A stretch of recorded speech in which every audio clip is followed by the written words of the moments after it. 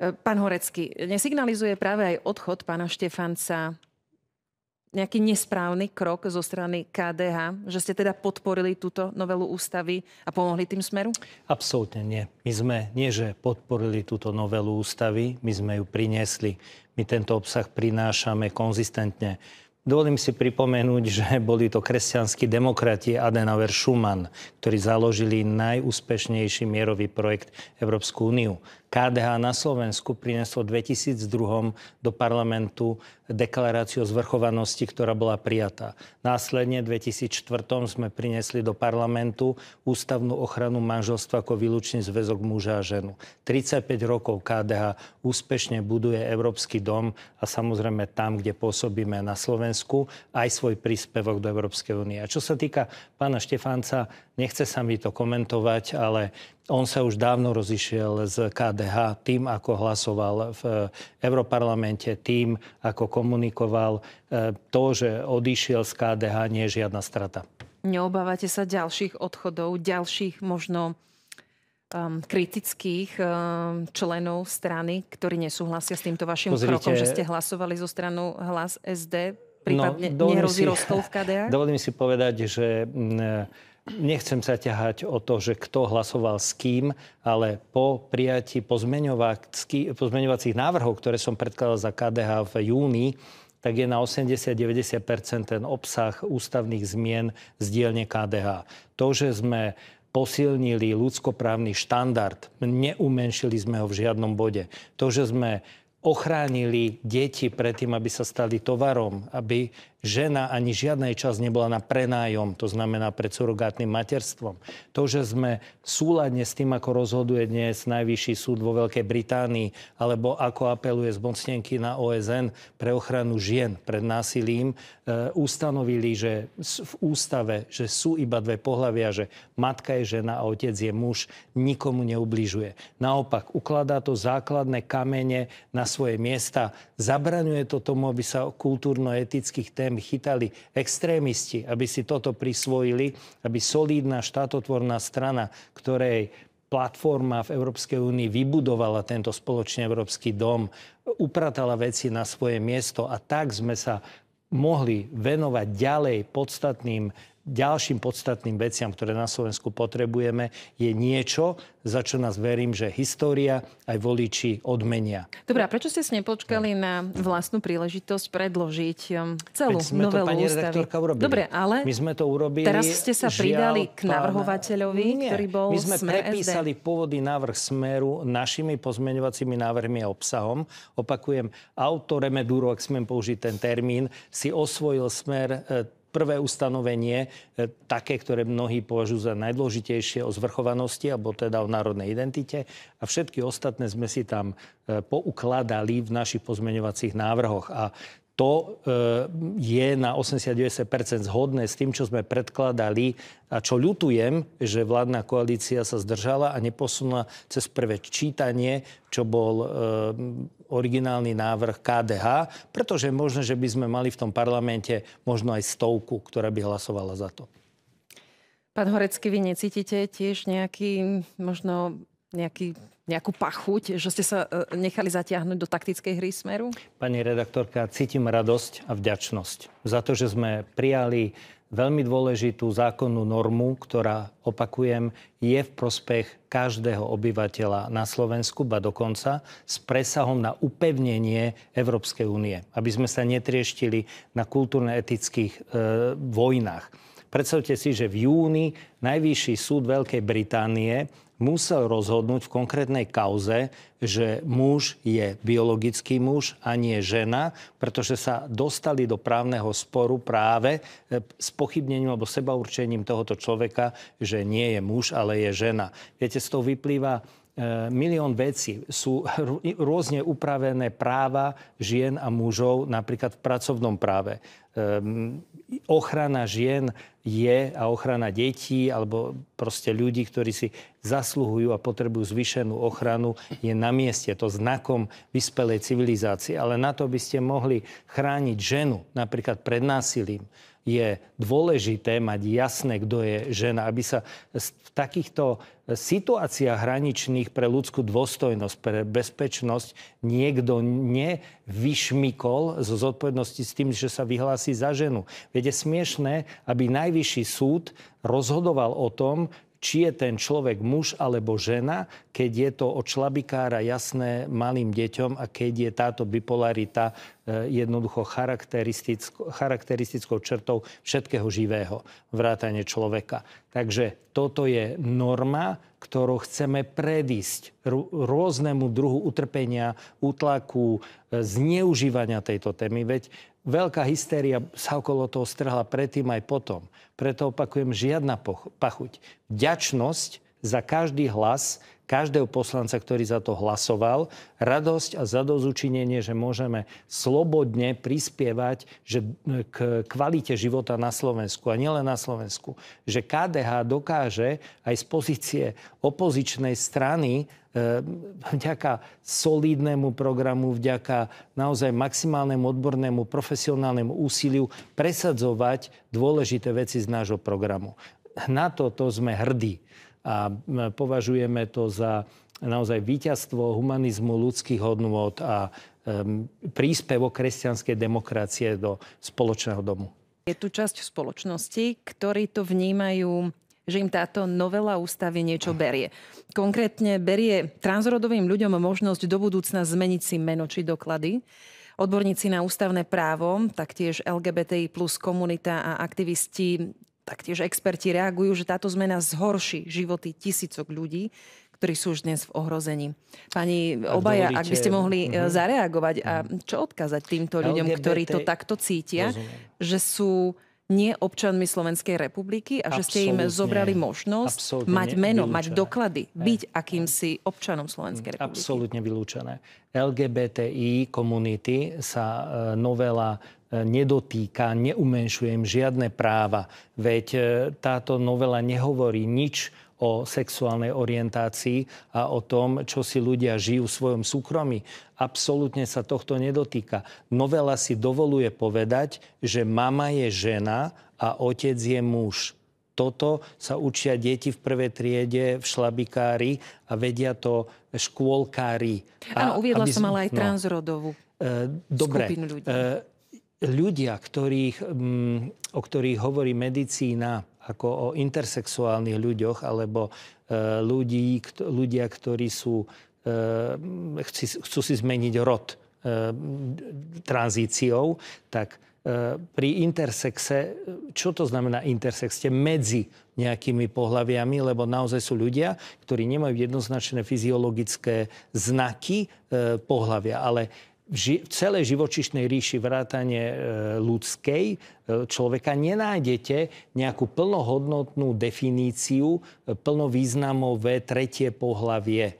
Proste títo ľudia, ktorí sa necítia alebo nie sú fyziologicky, biologicky jednoducho zaraditeľní do pohlavia muž alebo žena, napriek tomu s nimi medicína na Slovensku, aj nielen medicína, ale aj psychológia, aj každá pomocná ruka podaná ľuďom, ktorí potrebujú sprevádzanie a pomoc, rozpoznáva vždy len stav medzi dvomi pohlaviami, mužom a ženou. A o tom hovorí táto ústava. Nehovorí nič o tom, že by sa niečo umenšovalo na právach ľudí, alebo že by sa zasahovalo do súkromia ľudí, ktorí sa necítia mužmi alebo ženami. Tá ústava predsa neobsahuje ani písmenko o tom, ako sa má kto cítiť. Konštatuje vedecký a biologický fakt. Presne tak, vedecký a biologický fakt. Uvediem ešte citáciu, ktorou argumentoval František Mikloško z vášho klubu, ktorý nehlasoval za novelu ústavy. Povedal, že lekárska a vedecká obec vie, že sa rodí malé percento ľudí, u ktorých je rozlíšenie pohlavia od narodenia neidentifikovateľné a minimálne do puberty títo ľudia zostávajú v nejakom aj duševnom medzipriestore. To hovoria lekári. Čiže vy nesúhlasíte s takouto prezentáciou, s týmito slovami od pána Františka Mikloška, ktorý citoval vlastne lekárov? Ja nemám dôvod ako premieňať našu debatu na nejaké medicínske konzílium, lebo ani nie som takto kompetentný, ale jednoducho pozrite, narodia sa aj deti, ktoré napríklad nemajú obidve uši vyvinuté alebo obidve ľadviny a predsa nie sú ani o milimeter menej ľuďmi s ľudskou dôstojnosťou. To, že nie každý sa narodí v tom úplnom plne rozvinutom organizme jednoznačnom, ešte neznamená, že by tu existovalo nejaké tretie pohlavie, ktoré mi nikto nikdy neukázal, aké sú jeho plnovýznamové znaky. To je nezmysel. Tie pohlavia sú naozaj dve a je úplne v poriadku, keď vieme a učíme to od detí na základnej škole alebo v materskej škole až po vysokoškolské skriptá na medicíne, čo sú pohlavné znaky muža a ženy. A to, že existujú ľudia, ktorí či v duševnej rovine, alebo fyziologické, alebo biologické rovine nemajú túto plnú jednoznačnosť, plne vyvinuté napríklad orgán jednoznačne pri narodení, neznamená, že by boli implicitne alebo explicitne v tejto ústave akokoľvek umenšení. Obávate sa, že Slovensko bude v skupine s týmito dvoma krajinami, ktoré majú veľa odporcov v Európskej únii aj v zvyšku sveta? Takto majú upravenú ústavu Nemecko, Taliansko. Nie Rusko a Maďarsko, ale Nemecko a Taliansko. A ja sa ešte vyjadrím aj k tej otázke, ktorú ste položili kolegovi Mažgutovi. Tu budem kritický, pretože prvý návrh z dielne Smeru bol napísaný tak, že by sme zaň hlasovať nemohli do prvého čítania. Je na mne nie, aby som posudzoval kompetenciu predsedu Smeru a pána premiéra ako právnika, ale potom si Smer osvojil textáciu doslovne, tak ako ju pripravili právnici, ako je William Karas, Marek Schmidt, ktorí prednášajú európske právo na univerzitách a majú medzinárodné renome. Ja som bol účastný s Williamom Karasom vypočutí na Benátskej komisii. Čítal som celý ten materiál a rozprával som s nimi z očí v oči. Neviete mi ocitovať z tej správy, ktorú sme dostali, jediný konflikt s eurozákonmi alebo medzinárodnými zmluvami. Je absurdné a je čistým politikárčením a hystériou, aby niekto hovoril, že Slovenská republika si môže dať do ústavy niečo, čo spochybní medzinárodné právo. Žiadna republika na svete nemá takú silu, právnu výsadu, aby mohla negovať medzinárodné právo. My keby sme si tam napísali aj ten, prepáčte, pán kolega, nezmysel, ktorý tam bol pri tom prvom návrhu zo Smeru, tak by sme nedokázali demontovať hierarchiu práva, že medzinárodné právo je nadradené národnému právu. Akurát, keď sme si tam úplne v súlade so zakladajúcou zmluvou Európskej únie, s Lisabonskou zmluvou, s článkmi 3a, 3b, s článkom 4 zo základnej ústavy, kde sa jednoznačne definuje, že vstupom do Európskej únie vy, je tam explicitne napísané, čo delegujete, aké právomoci. A Európska únia absolútne rešpektuje národnú suverenitu a národnú identitu štátov v častiach, ktoré neboli delegované. To znamená, že ak by došlo k nejakému sporu, bo ste spomínali medzinárodné tribunály, či už by šlo Európsky súdny dvor Európskej únie v Luxemburgu alebo Európsky súd pre ľudské práva v Štrasburgu, keby tieto súdy napríklad riešili nejaký konflikt medzinárodného práva na úrovni medzinárodného práva, tak by jednoducho len brali do úvahy, ako ústavy jednotlivých členských alebo dotknutých krajín riešia túto vec. To je celé. Konečne by Slovenská republika nebola vynechaná z tohoto posudzovania nejakej teoretickej kolíznej situácie. To je celé. My nemôžeme svojou ústavou znegovať prednosť medzinárodných zmluv. To je absurdné. Keď niekto niečo také povie, ak by mi to povedal žiak 3. ročníka gymnázia na náuke o spoločnosti dostane zlú známku. Keď ste spolupracovali pri zmene ústavy, ako to bude vyzerať do budúcna medzi KDH a Smerom? Vidíte sa ako aj v budúcnosti ako možní koaliční partneri? Pani rektorka, Rada KDH nás zaviazala, že nemôžeme ísť do koalície so súčasným Smerom.